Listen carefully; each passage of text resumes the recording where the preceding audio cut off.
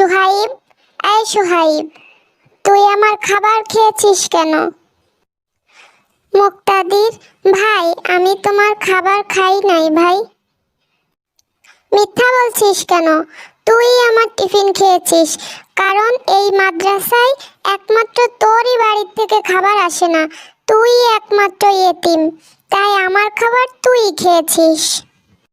না ভাই, আমি তোমার খাবার খাই নাই, তোমার কোথাও ভুল হচ্ছে। কি হয়েছে মুক্তাদির, সোহাইব, তোমরা এত চিল্লাপাল্লা করতেছো কেন? কি হয়েছে, তোমাদের সমস্যা কি? হুজুর, আমার বাড়ি থেকে যে খাবার পাঠিয়েছে, সোহাইব আমার সেই খাবার খেয়ে ফেলেছে।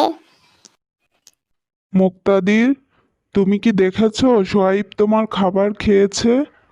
আর সোহাইব, তুমি কেন ওর খাবার খেয়েছো?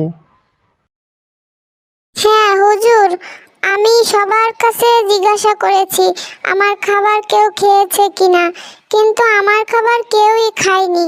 আর এই মাদ্রাসায় একমাত্র এতিমই হচ্ছে সোহাইব, ওই আমার খাবারটা খেয়েছে।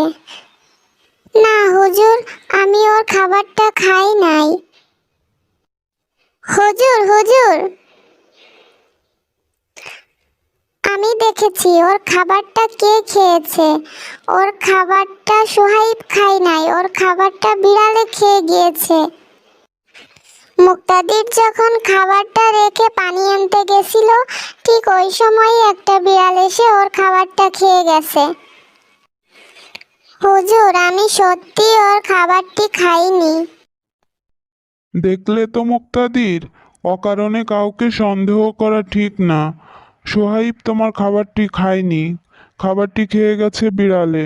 নাও, তুমি এখন সোহাইবের কাছে মাপ চাও। অকারণেই তুমি ওকে ভুল বুঝেছো। ভাই সোহাইব, তুই আমাকে ক্ষমা করে দে, আমি অকারণেই তোকে ভুল বুঝেছি। আমার ভুল হয়ে গেছে রে ভাই। আচ্ছা ঠিক আছে, চল ভাই এখন খেলতে যাই। আচ্ছা চল, তবে এখন সবাই মিলে আমরা খেলতে যাই। শোনো ছেলেরা, তোমাদের পরীক্ষা শেষে মাদ্রাসা 10 দিনের জন্য বন্ধ হয়েছে। তোমাদের 10 দিনের ছুটি। যাও, তোমরা যার যার ব্যাগ গুছিয়ে বাড়ির দিকে রওনা হও। সত্যি সত্যি হুজুর, আজকে থেকে আমাদের ছুটি, আমরা আজকেই বাড়িতে যেতে পারবো? হ্যাঁ অবশ্যই, তোমরা এখন যার যার ব্যাগপত্র গুছিয়ে রওনা দাও। আহা কি মজা, আজকে থেকে আমাদের মাদ্রাসা 10 দিনের জন্য ছুটি। অনেক মজা হবে। আমি তো মাকে গিয়ে অনেক অনেক ধরনের পিঠা বানাতে বলবো। কতদিন হলো মায়ের হাতের পিঠা খাই না। হ্যাঁ রে, আমিও বলবো, আমিও অনেকদিন মায়ের হাতের পিঠা খাই না। মাকে গিয়েই নানান রকমের মজার মজার পিঠা বানাতে বলবো। আমার মা অনেক সুন্দর সুন্দর পিঠা বানাতে পারে। আচ্ছা ভাই, তবে তোরা থাক, আমি ব্যাগপত্র গুছিয়ে তাড়াতাড়ি বাড়ির দিকে রওনা হই, নইলে আমার আবার দেরি হয়ে যাবে। আমার আর দেরি সইছে না রে বাড়ি যাওয়ার জন্য। আচ্ছা ভাই, তবে যা, সাবধানে যাস, আর ভালো থাকিস কেমন। আচ্ছা ভাই, পিঠা কেমন খেতে? পিঠা কি অনেক মজার হয়? হ্যাঁ রে, পিঠা তো অনেক মজার হয়। অনেক রকমের পিঠা আছে, এক একটার এক এক রকম স্বাদ। আমি তো বাড়ি গিয়ে অনেক রকমের পিঠা খাবো এবার। 10 দিনের ছুটি পেয়েছি বলে কথা। এক এক করে তো সবাই বাড়িতে চলে গেল, আমি একাই পড়ে রইলাম এই মাদ্রাসায়। আমার তো যাওয়ার জায়গা নেই, কিন্তু আমারও তো মনে চায় বাড়িতে যেতে। আমার খুব মনে যাচ্ছে আজকে ওদের মতো বাড়িতে যেতে। যদি আমিও বাড়ি যেতে পারতাম। সবাইকে বাড়িতে যেতে দেখে এতিম ছেলেটার মনেও প্রবল ইচ্ছা জাগলো বাড়িতে যাওয়ার। আর সেই ইচ্ছা থেকেই সে পথে বেরোলো তার বাড়ির ঠিকানা খোঁজার জন্য। পথে যেতে যেতে সে একটা লোকের দেখা পেল। চাচা, চাচা, একটু শুনবেন চাচা, একটু এদিকে আসবেন। কি হয়েছে ছোট ছেলে, ডাকতাছো কেন? কই থেকে আসছো? তোমারে তো আগে কখনো এইখানে দেখি নাই। চাচা, আমি মাদ্রাসাতে পড়ি। আমাদের মাদ্রাসা 10 দিনের জন্য ছুটি হয়ে গেছে। সবাই যার যার বাড়িতে চলে গেছে। আমারও খুব মনে চাচ্ছে বাড়ি যেতে, কিন্তু চাচা আমি আমার বাড়ি তো চিনি না। আপনি কি আমার বাড়িটা একটু চিনাইয়ে দিবেন? তা ভাতিজা, আমি তো তোমারই চিনতে পারতেছি না। তোমার বাড়ি চিনবো কেমন করে? তা তোমার আব্বার নাম কি? চাচা, আমার আব্বার নাম সেলিম শেখ। উনি মইরা গেছে অনেক আগে। অনেক ছোটবেলায় আমাকে এই মাদ্রাসায় কে যেন দিয়ে গেছে। তারপর থেকে আমি আর বাড়ি যাই নাই। তাই আমি এখন আর আমার বাড়ি চিনতে পারতেছি না। চাচা, আপনি কি একটু আমার বাড়ির ঠিকানা বলে দেবেন? না না ভাতিজা, এই নামে আমি তো কাউকে চিনি না। কি করে তোমার বাড়ির ঠিকানা আমি বলবো? যাও যাও, তুমি যে মাদ্রাসার থেকে আসছো ওই মাদ্রাসায় ফিরা যাও। সন্ধ্যা হয়ে যাচ্ছে। তুমি একা ছোট একটা ছেলে, কোথায় যাবে এই রাতের বেলায়? যাও যাও যাও, মাদ্রাসায় ফিরে যাও।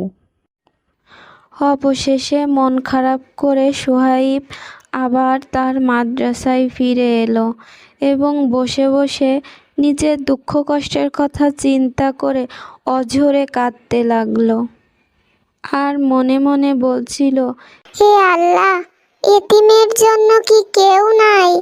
এতিমকে দেখার মতো কি কেউ নাই? এতিমের দুঃখ কষ্ট ভাগ করে নেওয়ার মতো কি কেউ নাই? এতিম কি শুধুই একা? এমন সময় সেখানে আব্দুল্লাহ এলো। ভাই সোহাইব, তুমি এখানে বসে কাঁদছো কেন ভাই? সবাই চলে গেছে, তুমি একা একা এখানে বসে কষ্ট পাচ্ছ, তাই না ভাই? কষ্ট পেও না ভাই, তুমি চলো, আমার সঙ্গে চলো। তুমি এই ছুটির 10 দিন আমার সঙ্গে আমার বাড়িতে থাকবে। কি বলছো ভাই? তোমার সঙ্গে তোমার বাড়িতে থাকবো? সেটা কি করে সম্ভব? তোমার বাবা মা রাগ করবেন না? না ভাই, আমার বাবা মা একটুও রাগ করবেন না। ওনারা বরং খুশিই হবেন। তোমাকে দেখে আমার আব্বু আম্মু অনেক খুশি হবে। চলো, তুমি আমার সঙ্গে আমার বাড়িতে থাকবে। চলো চলো ভাই, আর দেরি করো না, এখনই তোমার ব্যাগ গুছিয়ে নাও। চলো আমার সঙ্গে, সন্ধ্যা নেমে এলো। এই প্রথম আমি কোনো পরিবারে থাকার সুযোগ পেলাম ভাই, আমার অনেক ভালো লাগছে। তুমি একটু দাঁড়াও ভাই, আমি এখনই আমার ব্যাগ নিয়ে আসছি। আসসালামু আলাইকুম আম্মু। ওয়ালাইকুম আসসালাম আব্দুল্লাহ, তুমি হঠাৎ এই সন্ধ্যাবেলা বাড়িতে? আম্মু, আমাদের মাদ্রাসা আজ থেকে 10 দিনের জন্য ছুটি হয়ে গেছে। পরীক্ষা শেষে 10 দিনের জন্য আমাদের ছুটি দিয়েছে, তাই আমি বাসায় চলে এসেছি। তাই বাবা, তো খুব ভালো হয়েছে। যাও, তুমি তোমার ঘরে গিয়ে বিশ্রাম নাও। আম্মু, আমাদের মাদ্রাসায় একটা ছেলে আছে, ওর নাম সোহাইব। জানো, ওর বাবা মা কেউ নাই, ও বাড়িও চেনে না, তার জন্য ও কোথাও যেতে পারছে না। ও মন খারাপ করে মাদ্রাসায় বসে কান্না করছিল। আমার দেখে খুব খারাপ লেগেছে, তাই আমি ওকে আমার সঙ্গে করে আমাদের বাড়িতে নিয়ে এসেছি। আমি কি কোনো ভুল করেছি আম্মু? তুমি অনুমতি দিলে আমি ওকে আমাদের ঘরের ভিতর নিয়ে আসতে পারি। ওকে আমি বাইরে দাঁড় করিয়ে রেখেছি। না না বাবা, তুমি কোনো ভুল করনি, তুমি অনেক ভালো একটা কাজ করেছো। এতিমদের সাহায্য করা অনেক ভালো কাজ বাবা। তুমি কি জানো এ সম্পর্কে আমাদের প্রিয় নবী হযরত মুহাম্মদ সাল্লাল্লাহু আলাইহি সাল্লাম কি বলেছেন? রাসূল সাল্লাল্লাহু আলাইহি সাল্লাম বলেছেন, সবচেয়ে নিকৃষ্ট ঘর হচ্ছে সেই ঘর যে ঘরে এতিমদের সঙ্গে খারাপ ব্যবহার করা হয়। তিনি আরও বলেছেন, যে এতিমের দেখাশোনা করবে।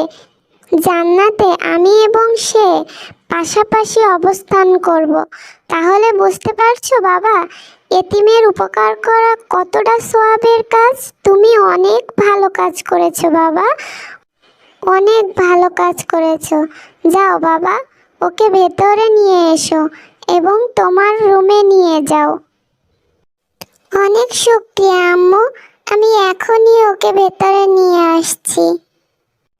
বাবা সোহাইব, তুমি কখনোই আর মন খারাপ করে থাকবে না, বুঝেছো বাবা? তুমি আব্দুল্লাহর সঙ্গে আমাদের বাড়িতেই থাকবে।